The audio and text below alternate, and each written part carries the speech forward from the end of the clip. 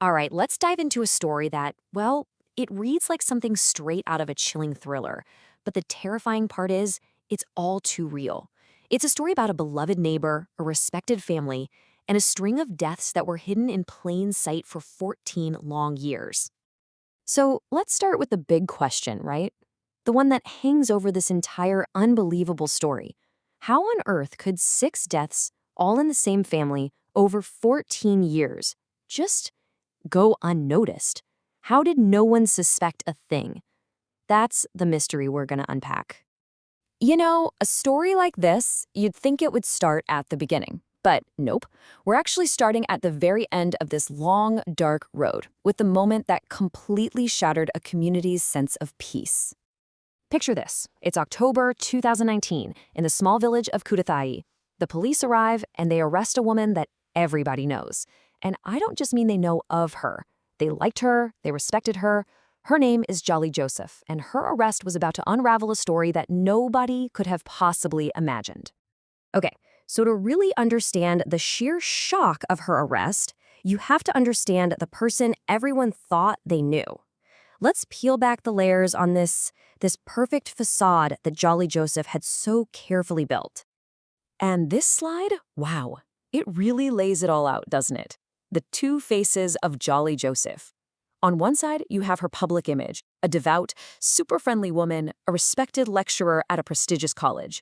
On the other side, the reality police allegedly uncovered, a life built on a foundation of lies, leading to, well, the most horrific accusation you can possibly imagine. And you know what? Her disguise was incredibly effective.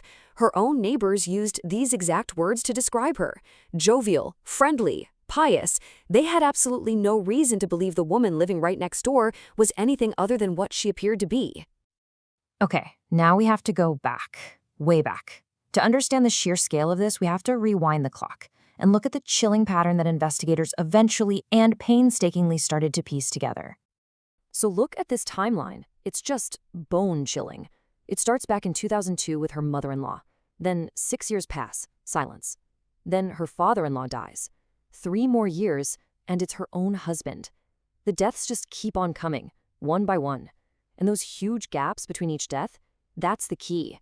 That's a huge reason why no one grew suspicious for so long. 14 years. Just think about that for a second. That is how long this deadly secret was allegedly kept, right under everyone's noses. And this is the human cost. 6 lives, 6 members of one family, all cut short. So you're probably asking, how was this all covered up? Well, in many of the cases, the cause of death was just chalked up to natural causes.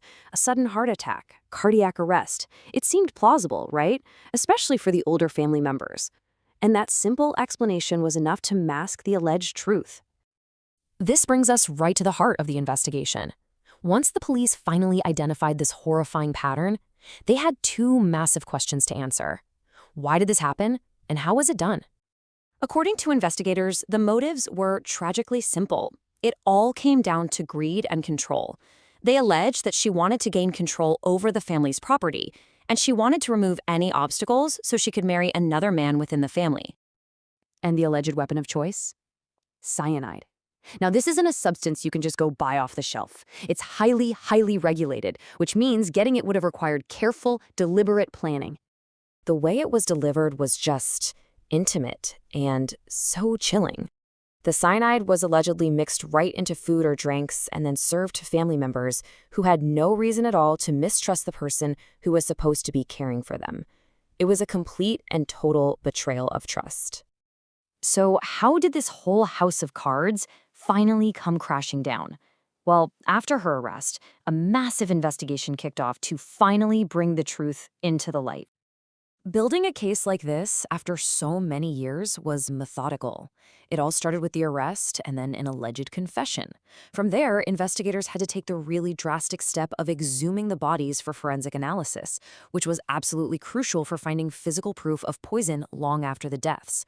Finally, they could frame the charges. But here's the thing. According to police, Jolly Joseph wasn't alone in this. 2 other men, M.S. Matthew and Praji Kumar, were also arrested. They're accused of being her accomplices, the ones who helped her get a hold of that deadly cyanide. And the wheels of justice, well, they're turning, even if it's slowly. In a really significant step forward, in early 2023, the High Court gave the green light for the trial to officially move forward based on the charges against her. So why has this case captured so much attention? Because it completely shatters our stereotypes. The idea of a female serial killer, a seemingly ordinary homemaker, operating right there in plain sight for over a decade, it's a deeply unsettling idea that really forces us to question our own assumptions. Which leaves us with one final, kind of haunting question. The story of Jolly Joseph is a stark reminder that the most terrifying secrets can sometimes be hidden behind the most familiar and friendly of faces. It really makes you wonder, what secrets can hide behind a neighbor's smile?